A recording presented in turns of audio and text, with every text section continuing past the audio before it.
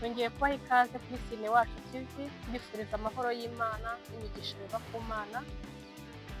Twari dukumburanye ntabwo duherukanye, niyo mpamvu nanjye mfashe umwanya kugira ngo nze twongere kuganira. Abantu benshi mwaranyandikiye murambaza wagiye he, n'abandi murampamagara binyereka yuko munyitayeho kandi mukurikirana amakuru yanjye. Uyu munsi rero tugiye kuganira. Umuntu yarampamagaye ambaza ikibazo, numva icyo kibazo kirakomeye ariko kiranoroshye. Arambwira ati ko abantu mukora ibiganiro by'imiryango muri no minsi usanga ku masosho media mwese mwibanda ku byo kuryamanana mu buriri, byo n'ubonano mpuzabitsina mu buriri. Arambaza ati ubundi koko umuryango ushingiye mu kubonana mu mibonano mpuzabitsina?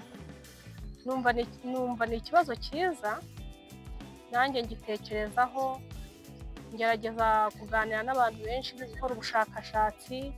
Abantu bagerageje bubatse ingo mbere, bamaze nk'imyaka 30, bubatse 25, 15, ngenda mbabaza bitewe n'uburyo ki nkunda kuganira nabo, mbabaza icyo kibazo, nkora ubushakashatsi muri make.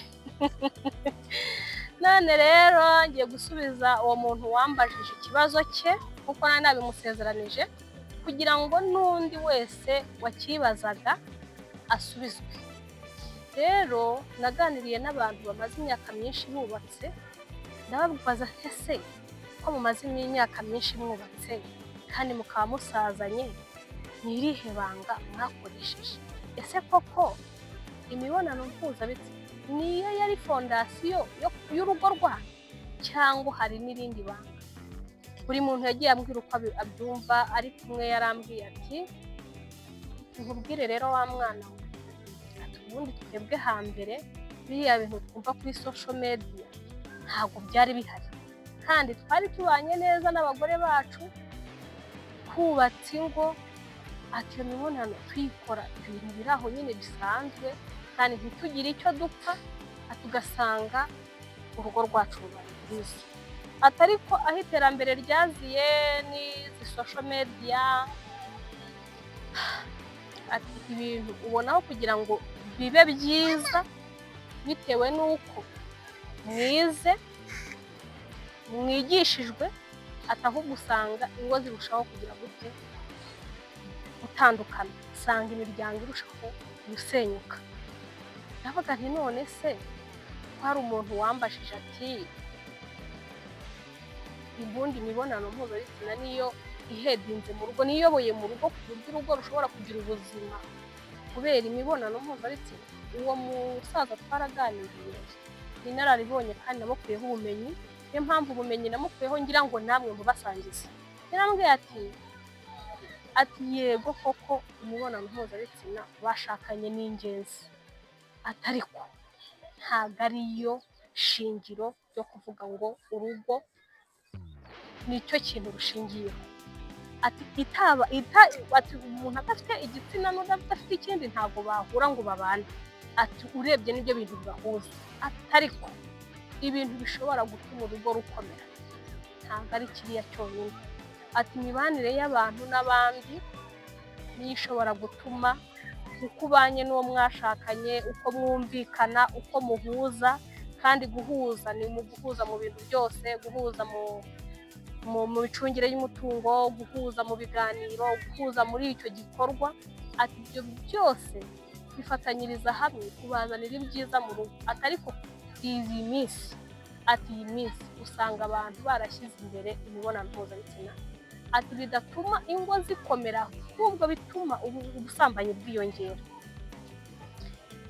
Kandi urebye ujya kuri social media ugasanga ngo abantu bari kwigisha ibintu by'imiryango, nta kindi bari kuvuga. Umwe aravuga ati njyewe ndashaka kukubwira igitsina gore cyiza, ati ufite ikinini niwe mugore uryoshye, ati ufite ikimeze gutya, akabivuga amazina yabyo. Ugasanga ibyo bintu ntabwo biri kubaka umuryango nyarwanda, nta nubwo biri kubaka imiryango cyangwa se ingo, ahubwo biri kuzisenya mu buryo bumwe cyangwa ubundi. Uti bisenya ingo mu buhe buryo? Usanga umugabo n'umugore bari bibaniye neza, bazi uburyo ubwabo bumvana, ururimi rwabo bafite uburyo barwumvanamo mu bijyanye n'imibonano mpuzabitsina, kandi bakubaka urugo rwabo rugakomera rukaramba kandi bakabana neza. Umugore akaba yikojeje kuri social media, akaba bamubwiye amazina y'ibitsina gabo, bagatangira kumubwira indende, bagatangira kumubwira ingufi, bagatangira kumubwira izibyibushye, bagatangira kumubwira ngo iziryoha. Umugore wari wibereye neza amaranye igihe n'umugabo we bahuje, agatangira kumva afite andi matsiko, agatangira kugira andi matsiko wese koko, agatangira kujya guhengereza umugabo we, kandi baramaranye n'imyaka 10 atazi uko igitsina cy'umugabo we kingana, atarigeze abiha n'umwanya. Agahita atangira kujya kureba ngo aze kingana gute, agahita atangira kugereranya na bya bindi bagize gute bamubwiye kuri social media. Iyo atangiye kuzana iryo gereranya, ahita atangira kugira amatsiko yo kumenya ngo ibitameze n'icy'umugabo we afite ibyo bimeze gute. Niho hahanda ayo matsiko ashobora kumusunikira mu busambanyi, uwo mugore atari ikirara, uwo mugore atari umusambanyi, ariko ayo matsiko mabi akamutera kujya kureba, agatangira kuvuga ngo ese ngo umugabo wanjye ngo ko afite ireshya gutya, ukaba bigenza gutya, ngo ubu ngubu noneho ugiye numvishije ireshya gutya bavuze cyangwa yitwa izina iri, ngo noneho yabibikora gutya. Basanga umugore agiye gusambana kubera icyo kintu. N'umugabo rero nawe akakugira kuri social media, agahura n'abagore bazi kubivuga amazina. Hanze aha barabivuga amazina, hanze aha bazi kuvuga amazina y'ibitsina gore, ku buryo nanjye hari ikiganiro ngo aho nkahita mvuga ndapfuye.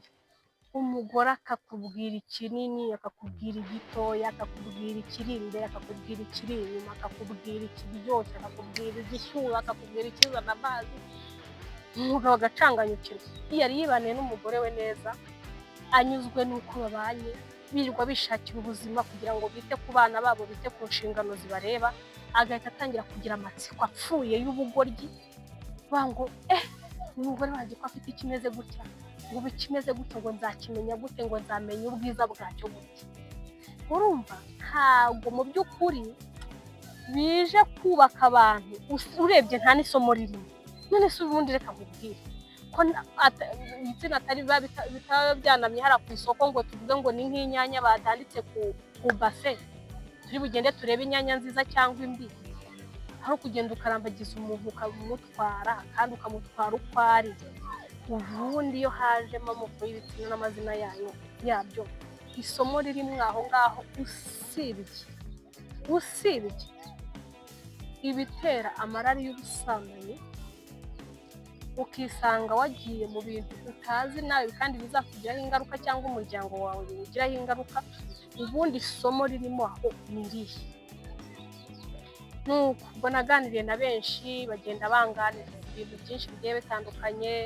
Abantu barambwira ati ngewe namaranye n'umugore wanjye imyaka 15, ati n'ibyo byo kurangiza ntawe ugize gute, ntawe ubizi, atari ukugenda tugakora ibyo dukora, ati twakumva tunaniwe tukabireka, ati twakumva tubikeneye tukabikomeza, ati kandi iyo myaka yose twayibanye nta kibazo kijyanye n'ibyo bintu tugize gute dufite.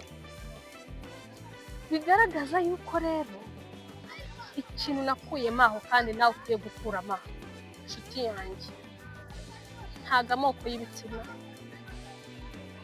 cyangwa amazina yabyo cyangwa uburyo biteye n'uburyo budateyemo aribyo byubaka umuryango. Kuko icyo urimo kurarikira wumva ushaka kureba, hari ugifite wasenye urugo rugasenyuka neza rukarangira. Yaba aricyo cyubakaga umuryango kikubaka urugo, ntago yakabaye yaragize gute yarasenyuka. Icyo naje kuvuga hano inshuti yanjye, niba ufite gahunda yo kubaka urugo rwawe, ukaba ufite gahunda yo kubaka umuryango uzira amakimbirane, uzira ingeso mbi, irinde kugira amarari y'ibintu bidafite rimwe na kabiri. ntago urugo rwubakwa nk'urundi kandi nta n'umuntu umera nk'undi. Gushaka kumenya ibyo bintu byose keretse ubaye nka Salomo ugashaka abagore 1001 kandi nawe byarangiye yanditse igitabo aravuga ngo byose ni iki ni ubusa. Bigaragaza ko atigeze anyurwa. Ubundi iteka ahantu hatarimo kunyurwa ntabwo ibintu bigenda neza. Umuntu udafite kunyurwa umuha icyo akeneye agashaka n'ibyo adakeneye agashaka n'ibitamufitiye umumaro kubera irari afite ryo kutanyurwa. Umuntu utanyurwa ni mubi cyane. Rero kunyurwa nibyo byiza. Iyo unyuzwe n'uwo muri kumwe ukanyuzwa n'uwo mwubakanye urugo mugira umuryango mwiza uzira amakimbirane kandi abantu bakaboneraho urugero.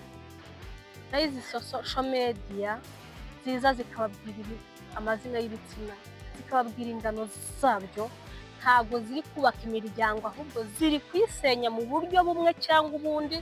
Nimudacunga ngo mube maso mugatangira kumva ibyo bitekerezo babashiramo muzisanga mwarabaye ibirara, mwarabaye abagore b'ibirara cyangwa mwarabaye abagabo b'ibirara.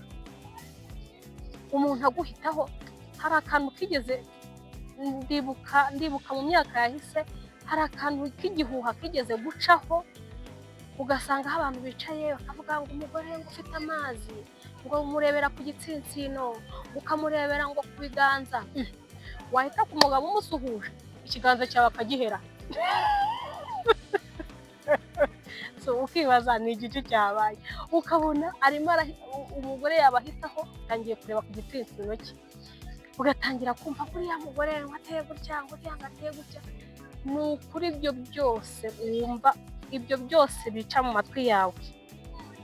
Ushatse wareka kubiha umwanya, ushatse wareka kubitega amatwi, ushatse wareka kubiha agaciro kuko byose ntabwo bituruka ku Mana bituruka kuri Satani. Satani yazanye iturufu yo kwamamaza ubusambanyi kuko azi ko ari icyaha gikomeye gikorerwa imbere mu mubiri kandi azi yuko kigeze kirimbura isi ya mbere yitwaga ngo Sodomu na Gomora. Ni Sodomu hararimbutse kubera ubusambanyi. Yego azi yuko abantu bagiye muri ibyo bintu bakabitindamo nta terambere bafite yaba ari byo mu bitekerezo no mu bikorwa. Aba yarabaswe n'ibyo bintu aba yarabaye ikirara. Rero nta kindi kintu yazana kandi azi yuko iyo byageze mu muryango ahari urukundo n'ubugwaneza n'imbabazi hasigara umwiryane n'umushiha no kutumvikana. Kubera iki? Umugore waciye inyuma umugabo bivugwa yuko atangira kumusuzugura. Ese abamusuzuguye kubera yuko yahindutse ubugabo bwe bwahindutse bwavuye hoya aba yarebye ibindi atarakwiye kugira gute kumenya, aba yamenye ibindi atarakwiye kumenya. Si ku bagore gusa nuko abagore nyine icyaha cyacu cyangwa icyaha kigaragara cyane kurenza abagabo. Abagabo hari abantu babahaye uruhushya rwo kuba bakora ibyaha bakora amakosa yabo bakayasigiriza bakayita ikindi kintu bakavuga ngo umugabo ngo wagiye ngo guca inyuma ngo ajyana ngo igitsina ngo ariko ngo ntajyana umutima. Ibyo bintu barababeshya. Umuntu wagize umutima wo kujya kwinjiza undi mu mutima we kuko ntago wajya gusabana n'umuntu utiyumvisemo keretse nka babandi bagenda bakagura indaya bagahita bigendera. Ariko bariya babanza bakajya gutereta umuntu akamwumvisha uburyo bazagira kuri level yo kuryama. Ntabwo aba yagiye gutyo gusa kandi abantu ntibamera kimwe mu mico no mu myitwarire. Hari umuntu usanzwe uri shapa zikuvuga zikuganira uyenda uwo muntu akamwiyumvamo kubera ibiganiro agira bikazamukurura kwisanga baryana. Undi akaba agira isuku cyangwa azi kwiyitaho mu buryo bumwe cyangwa ubundi kikakururira kuri wa muntu bigatuma mukunda. Impamvu mvuga yuko n'umugabo wagiye muri ibyo nawe ashiduka yajyanyemo n'umutima nuko hari kese zagiye zibaho z'abagabo bagiye bata umugore bagatabana bagata ingo zabo bakagenda bakajya mu ndaya yazashirirwa byamuyobeye yandaya yamutumura akazabona aho garuka mu rugo gusaba iki imbabazi kuko byageze gute byamuyobeye none se aba yarajyanye igitsina gusa cyangwa n'umutima wawe waragiye byageze aho umuntu aguhuza undi ukibagirwa abana bawe ukibagirwa umugore wawe umutima wawe utagiye n'umutima uba wagiye niyo mpamvu bibaye byiza wanyurwa n'uwugize gute ushatse kuko n'ubundi intego ya kiriya gikorwa aho waba ugikoreye hose n'uwo mwamwe gikoranye wese yaba ari umuzungu yaba ari umwirabura yaba ari umunini cyangwa umutoya intego yacyo ni ukugera ku byishimo bya nyina ni ukurangiza nta yindi ntego ibigenderewe ubwo rero niba n'umugore wawe ushobora kubonana nawe ukagera kuri ibyo byishimo bya nyina n'ahandi nta kindi uri bukureyo usibye icyo ibindi byose ni amabeshyo ibindi byose ni ibinyoma ibindi byose ni ibituma abagabo cyangwa abagore bajya mu ngeso mbi z'uburara n'ubwomanzi ugasanga mu tubari nta bindi bari kuganira ugasanga abantu bagabo umugore wundi araryoha gusambana biraryoha haryohamo iki ko nta kintu kiryohamo usibye yuko n'ubundi bamye bavuga ngo tukiri abana twataga ibiryo biryoshye iwacu mu rugo ugasanga umwana yagiye gusaba ibiryo mu rugo rundi rw'abakene yenda banatetse n'ibijumba biteze neza yenda barimo no kubikozamo urusenda ariko umwana kuko atari iby'iwabo akumva aryohewe nabyo ariko se mu by'ukuri ibyo bijumba n'urusenda byabaga biryoshye kurenza igitoki kiri ku bishyimbo iwabo batetse byabaga biryoshye kurenza ibiryo iwabo batetse ntabwo byabaga biryoshye ahubwo ni ukumva ufite irari yo kurarikira iby'abandi utanyuzwe n'uko ugize gute ukuri iyo utanyuzwe n'ukuri rero birangira utoromye nk'uko uwo mwami Salomo nawe yatoromye ashaka uwa mbere uwa kabiri uwa gatatu uwa kane ageza kuri 700 ageraho kubitaho n'inshoreke n'ibiki byose ariko n'ubundi birangira atanyuzwe iyo ajya kuba ari ibintu bituma umuntu anyurwa yari gushaka 2 cyangwa 3 cyangwa 5 akanyurwa nabo umutima ugatuza ariko kuko ni nko kurya ni nko umuntu wavuze ngo nari ibiryo byinshi ngo nari ibiryo byinshi ngo kandi biryoshye ngo none ngo sinzongera kurya reka biriya bintu ni nko kurya uko bukeye uba ushaka kurya nuko bwije uba ushaka kurya rero iyo ugiye ukajya hariya ngo ugiye gusamana kwimarira ntabwo irari bishira ni hahandi ushobora no kugera mu rugo kumva n'umugore wawe uramushaka kandi ukuye no mu ndaya rero mbabwiza ukuri ntabwo biriya bintu byubaka urugo icyubaka urugo ni ubwumvikane mufitanye ni uguhuza mufitanye ni ukumenya mugenzi wawe hari ibintu bijya bibaho ugasanga umuntu abana n'undi ntago amuzi ntazi ururimi rw'urukundo kuri mugenzi we ugasanga arimo aragenda akamuzanira yenda tuvuga urugero amuzaniye kado y'indabo kandi undi ntago indabo zikunda pe si n'ibintu biri bugire gute bimunezeza ugasanga undi yenda yishimishirizwa nuko bamusohokanye n'urugero cyangwa se ashimishwa nuko mwirirwanye mu rugo mukaganira mugaseka mukishima we ntubimenye ukajya ukora ibyo nyine ukajya utinda ahantu udakenewe ukajya ukora ibidakenewe wowe ugasanga ni handi uzasanga umuntu avuga ngo umugore wanjye ntanyurwango cyangwa umugabo wanjye ntanyurwango mba nagize gutya ngo nagize gutya namuhahiye namuguriye ibi n'ibi namusohokanye ariko ngo usanga umutima utanyurwa ntabwo ari uko atanyurwa ahubwo ntabwo wigeze umenya ikimunyura ntabwo wigeze umenya ikimukorera ukwiye kubanza kumenya ngo ikimukorera ni igiki icyo ngicyo rero iyo wakimenye burya uba wafashe umutima we ariko iyo utakizi ushobora kugenda ukagura imodoka akaza akagushimira bo thank you ariko umuntu yazamuzanira ururabo ugasanga yayisamaye yasamaye ugasanga byamurenze, ugasanga byagize gute, kandi umunsi wamuhaga imodoka ntigeze gute asamara. Kubera iki? Imodoka nyine ni ibintu biri aho, ntabwo abifata nk'ikintu gikora ku marangamutima ye. Ugomba no kumenya imvugo ishobora gukorera mugenzi wawe kugira ngo akwiyumvemo. Noneho ibyo bintu iyo mibonano mugiye gukora ibi mibonano isozera ubumwe mwari mugize gute, mwari mufitanye n'urukundo, atari ukubikora byo kwikiza. Hari abantu babikora ku bw'inshingano, ugasanga umugabo arabikora ku bw'inshingano, umugore arabikora ku bw'inshingano, nta munezero bagize babikuramo.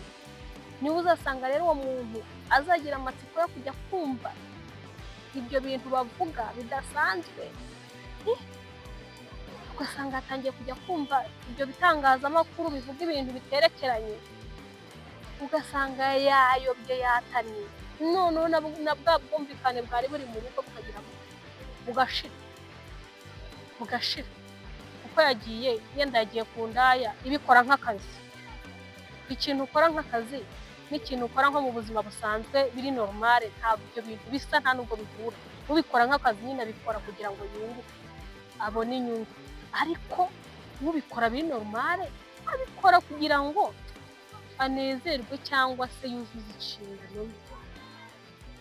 Iyo rero wagiye muri ibyo, ni hahandi usanga urugo umutima warawuvuyeho, utagishaka gutaha mu rugo, amasaha y'akazi arangira nkaho wahise ujya mu rugo, ugahita utangira kujya gutoromera muri ibyo, umuryango ukakubura, abana bakakubura, ukazisanga na ka kandi mwari mufitanye gake karashize, ukazisanga mugeze muri process ya divorce mu buryo mutateguye, mu buryo mutateganyije, ugasanga urugo rurangiye gutyo. Urugo rwamara kurangira ugasanga ari wowe ugize depression y'ibihombo, ibihombo by'ibifatika n'ibihombo by'umubano, kuba uri kwisanga uri wenyine bikagutera depression. Ubu abantu benshi bagendana amahungabana menshi bagiye bikururira mu buryo batazi bw'imikino. Kumva ibiganiro bidafite rimwe na kabiri bituma usenya umuryango wawe, bituma utangira kumva ufite amatsiko atari meza. Ibyo bintu ndabibabujije, ntago biriya bigamije kubaka, cyakora cyo bigamije gutuma barindaya bakora uburaya bwabo neza, bakabukora kinyamwuga, ariko ubundi ntago bifite kubaka urugo habe namba. Urugo ntago rwigwa, urugo ntago rwigwa, urugo ni wowe n'uwo mugiye kubakana, mwiganaho, mukamenyana, mukamenya ibyo mushaka n'ibyo mukunze, mukamenya ibibakorera umunsi cyangwa ibibakorera amarangamutima yanyu meza, bigatuma ari byo mushyira mu ngiro. None se umuntu uzagenda, umuntu enda washakanye n'umugore wawe n'umurokore, mwari mufite uko mwibaniyeho, utangire ugende batangire bakubwire ngo hari postere ngo bakora ngo zimeze ziki, ngo barahena, ngo barahenura, ngo baraturama, ngo baritandika. wabibonye kuri social media cyangwa wabibonye muri ayo pornography, utangiye kuzana umugore wawe nk'iyo myumvire, kandi we ntabyumva, ntanabyitayeho, ntanabizi, bitewe n'amahame yagenderaho. Ugatangira kugira gute? Kumubangamira. Watangira kumubangamira akaguhakanira, agatangira kugukeka, ese uyu mugabo ibintu yabikuye cyangwa uyu mugore yabikuye. Iyo atangiye kugukeka, icyizere cyawe gitangiye kugira gute? Kandi nawe iyo atagukoreye ibyo ngibyo ushaka, utangira kumva ushaka undi muntu ugiye kugira gute? Kubigukorera. Umuryango te nawe amaze kugira gute? Gusenyuka. Kandi mbere mwari mwibaniye neza, kandi ibyo mwakoraga byose byabaryoheraga mukagira ibyishimo byanyu. Nshuti zanjye, ndabasaba mbingi kugira ngo mwebwanya, kugira ngo mujye kwiga iyo mico mibi kuri social media cyangwa mu biganiro bidafite rimwe na kabiri, ahubwo wafata umwanya ukawutakaza wiga kuri mugenzi wawe niba umukunda, ukamenya icyo ashaka, ukamenya icyo akunda, akaba ari icyo umukora nawe bikagenda gutyo. Muzagira urugo rwiza ruryoshye, muzagira urugo rwiza rwishimye, kandi muzagira amahoro mu muryango, muzanasazana neza, mudasenye ingo, mutarwaye depression ziri hanze. Hari abantu babona ngo umuntu yashenye urugo, ngo arasa neza, ngo yambaye neza, agahita yumva yuko nawe akwiye gusenya urugo ngo ameze. Ibiba biri mu mitima y'abantu uduhinda abantu bararana, tuba tuzwi n'imisego bararaho, tuba tuzwi n'ibyumba babamo, naho biriya ubona inyuma ntabyo uzi. Umuryango ni ikintu gikomeye kitakwiye kugira ikindi kintu na kimwe kigisimbura mu buzima. Nta kindi kintu na kimwe ukwiye gusimbuza umuryango, kuko umuryango ufite agaciro kurenza ibindi bintu byose ushobora kugutekereza n'ibindi ushobora kuba wumva. Rero mbifurije imiryango myiza izira amakimbirane, ifitanye urukundo n'ubumwe, kandi ndifuza yuko bose twafatanyiriza hamwe kujya dukurikirana ibiganiro, kandi ibibazo mufite mukabimbaza. Ibyo ntafitiye igisubizo mbemerera ko nzajya mbikoreraho ubushakashatsi, nkaganira n'abantu batandukanye, nanjye nkaza nkabaganiriza ibyavuyemo, kugira ngo dukunde tugire ubuzima bwiza n'imiryango myiza. Murakoze, Imana ibarinde.